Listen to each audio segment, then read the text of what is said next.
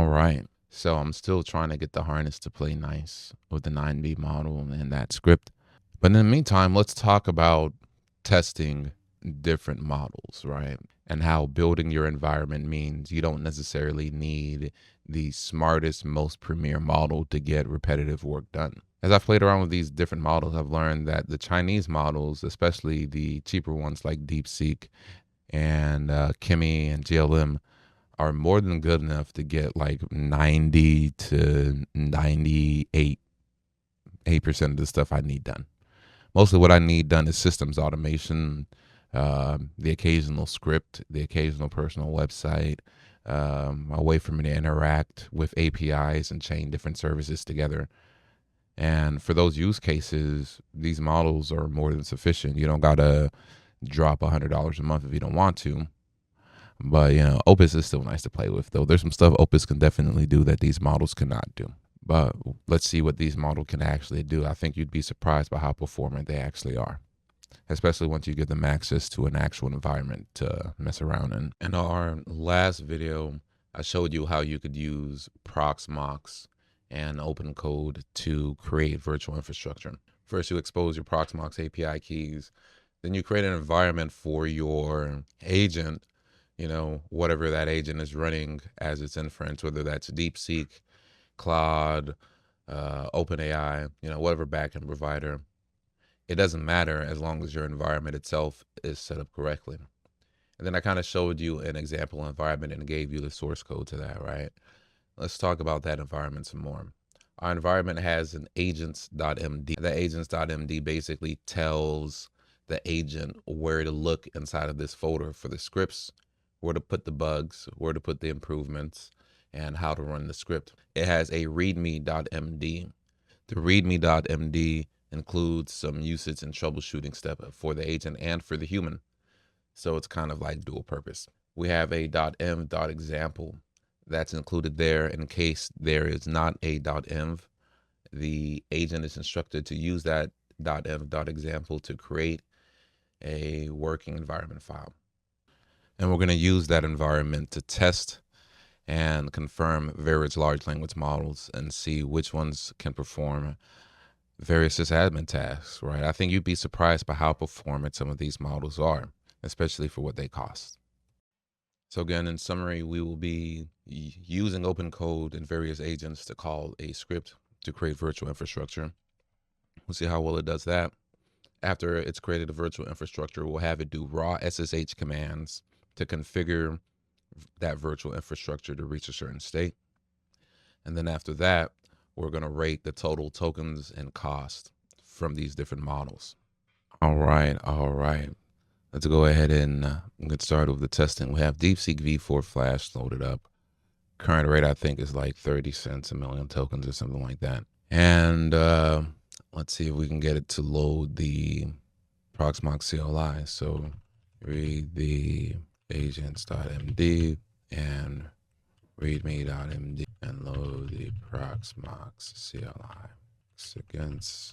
Then we'll pass through the Proxmox server IP address. And let's see what happens. This is Deepseek v4 Flash. If we set up our environment right, it should have no problem doing the work that Kimi K 2.7 built for it. So it's checking to see if it exists. And it's asking for permission to read the env.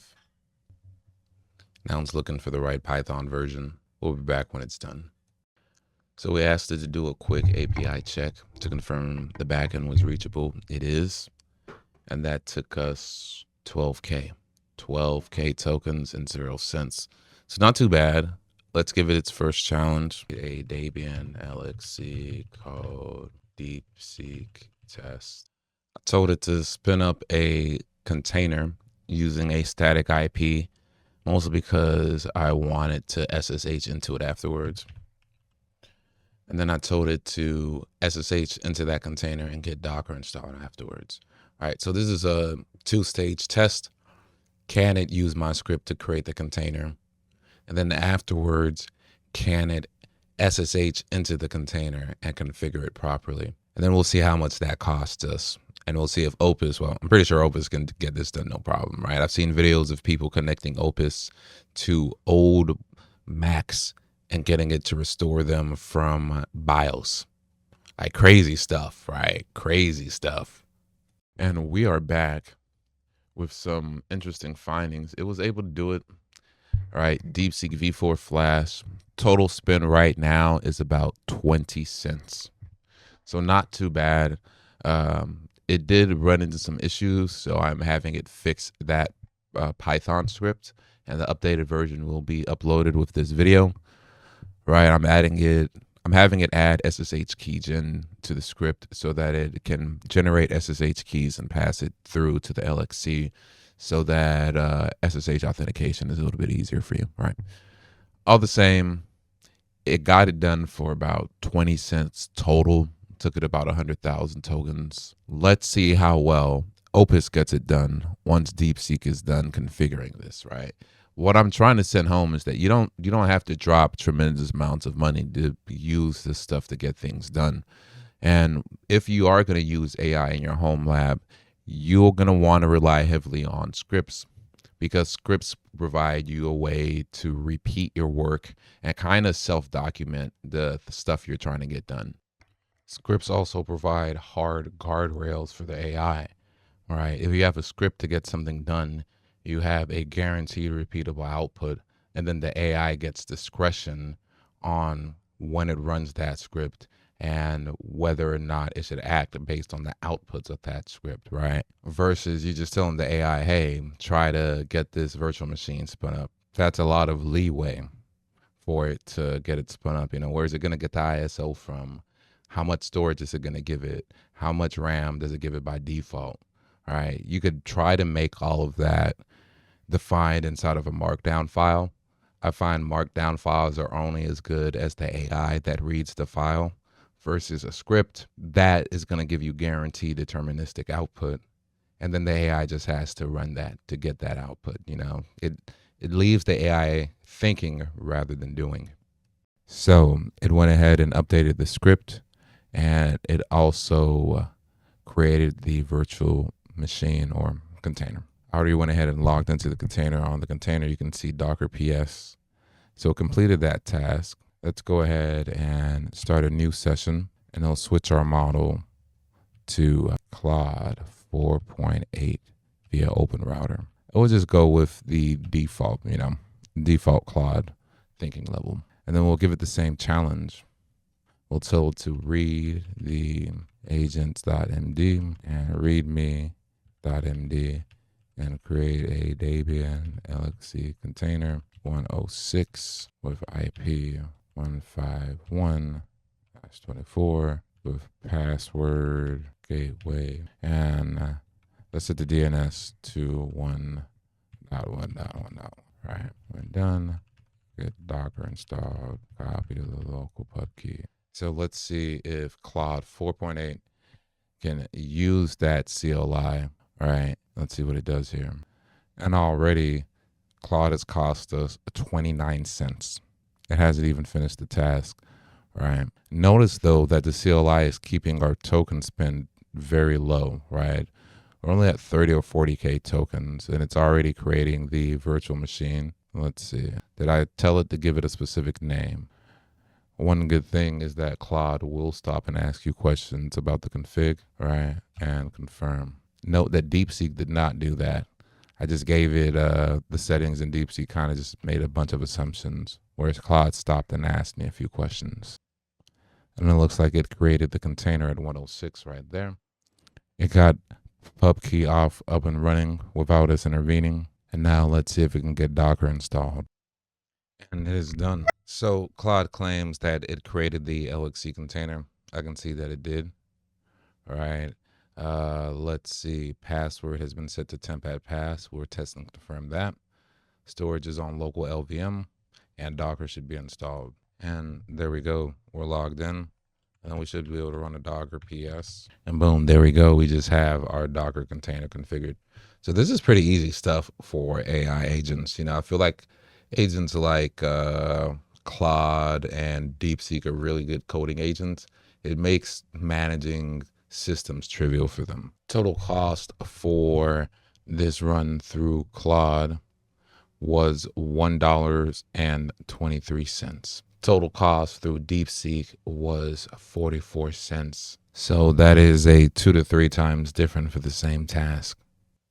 So the question was, can Chinese models like DeepSeek V4 Flash, when given the proper environment, do similar work to Claude?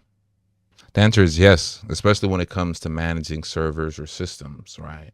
It's not as complicated as coding, which makes it very attractive because you can create scripts that basically do the exact functions you want the AI to do, and then give the AI that script, and those functions effectively become tool calls the model can call based on the tasks you want. And that's the whole idea, right? You can kind of use hard scripts, you can use scripts as software guardrails for the model's agentic behavior. So the question is, can you use Chinese models in your home lab to manage servers? The answer is yes. And depending on how fat your wallet is, I would advise you do so. Your home lab is limited to you. Obviously, don't feed your API keys directly into the model, or if you are going to feed your API keys, create dedicated accounts you don't care about, right? But they can do the work when it comes to managing systems and servers. And even models like DeepSeek V4 Flash are competent enough to write you Bash and Python scripts as long as you validate the results. If you tell the model to have that script track what it's doing with logs, it makes it far more capable of troubleshooting those scripts too, right? So it kind of becomes like a positive feedback loop. But nothing's free, of course. Everything's got its pros and cons. The pros for Chinese models is, one, it's cheap. That is a very big pro, especially for most people on planet Earth. Cheap is attractive. That's why we buy Chinese junk in the first place, right? Another pro, fast. The Chinese models, because of, I hate to say this, partially because of U.S. import restrictions, are very compute conservative. They can run pretty well on, in the AI world, what's considered relatively low-end hardware or mid-hardware. They have lots of optimizations to allow them to run pretty quickly, which means models like DeepSeek V4 Flash, DeepSeek V4 Pro, Kimi K2.7 are actually pretty quick, more than quick enough to serve most people's needs. Now, those are the pros. They're cheap, they're fast, they do the work. What are some cons? You don't get a free lunch. Let's see. A big con is Xi Jinping, the glorious leader of the People's Republic of China, will personally himself be reading your AI outputs with these models, right? If it's served by DeepSeek, or if it's served by GLM, or if it's served by ZAI, or if it's served by Kimi directly from the mainland, Z will be reading the outputs of your AI content. All right, he's going to have his own personal AI looking at all your outputs, looking for API keys, secrets, passwords, LAN layouts, your favorite food, your favorite color, your dreams, your hopes, your ambitions. But again, Z's halfway across the Atlantic Ocean, Will that affect me? Probably not for the next 20 years. Now, in 20 years, when Z has a psychological profile on me and he's using his meta AI mind to manipulate me and my family, I'll be like, damn it. I hate to say that. That's the only con, though. Xi Jinping is the only con. The benefits are there. The models work. They do most of the things you need them to do, right? And it's kind of cool, the technology we're working with, right? And thankfully, these models do exist to keep things somewhat affordable for the average person. Tune in next time where we'll be using a 9B model to attempt the same tests.